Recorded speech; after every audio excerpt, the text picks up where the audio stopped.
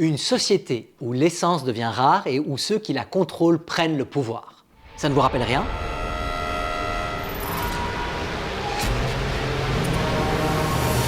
Et Mad Max fait de plus en plus écho à notre monde actuel. Du jour au lendemain, 20% du pétrole mondial n'est plus disponible sur le marché. Et la question qui se pose, c'est qui va devoir se passer de pétrole et comment on le détermine? Pour comprendre tout ça, rien de tel qu'un vieux schéma d'économie, l'offre et la demande. D'un côté, il y a la courbe de demande. Les ménages et les entreprises ont besoin d'une quantité de pétrole. Quand c'est très cher, ils essayent d'en consommer peu. Quand les prix diminuent, ils peuvent en consommer plus. De l'autre côté, il y a la courbe d'offre. Ce sont ceux qui vendent cette énergie. Plus ils peuvent la vendre cher, plus ils en produisent. Au final, offre et demande se rencontrent et ça détermine une quantité de pétrole vendue à un certain prix. Et puis hop, scénario à la Mad Max. Avec la guerre en Iran et les conséquences dans le Golfe, il y a 20% d'énergie qui n'est plus disponible d'un coup. Comment on fait pour s'organiser alors? Dans notre monde et dans Mad Max, personne ne se coordonne sur qui doit consommer moins. La quantité diminue de 20% et les vendeurs vendent plus cher.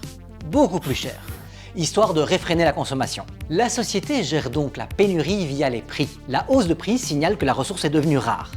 Mais cette gestion par les prix, c'est laisser le pouvoir d'achat décider, pas les besoins. Ce qui veut dire qu'un ménage avec une voiture de société et une carte essence continuera à faire le plein. Un ménage modeste, lui, va renoncer à des déplacements. Une grosse entreprise avec des marges importantes peut faire face. Les taxis ou les boulangeries, par exemple, beaucoup moins. À l'échelle mondiale, les pays riches ou avec des marges budgétaires importantes pourront aider leur population et leurs entreprises à tenir. Mais à l'extrême inverse, les pays d'Asie, beaucoup plus exposés, ont déjà commencé à mettre en place des politiques de rationnement, comme au Sri Lanka ou au Bangladesh. Dans Mad Max, celui qui contrôle l'essence contrôle les autres.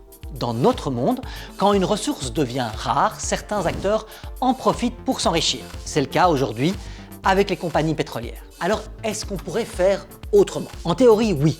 Les pays pourraient se coordonner et décider ensemble qui réduit sa consommation, de combien, quel usage prioritaire protégé, mais aussi empêcher que certains vendeurs transforment la crise en jackpot. Au lieu de laisser les prix faire le tri et puis voir comment on gère la crise, on organiserait collectivement en amont la baisse de consommation. Ça permettrait de réduire le choc sur les prix. Un choc énergétique, c'est pas juste « oh zut, les prix augmentent », mais plutôt « zut, on ne s'organise pas et on laisse les prix faire le tri ». Dans Mad Max, le choc est tellement énorme, les ressources tellement rares, les prix tellement délirants, que ça finit en guerre permanente.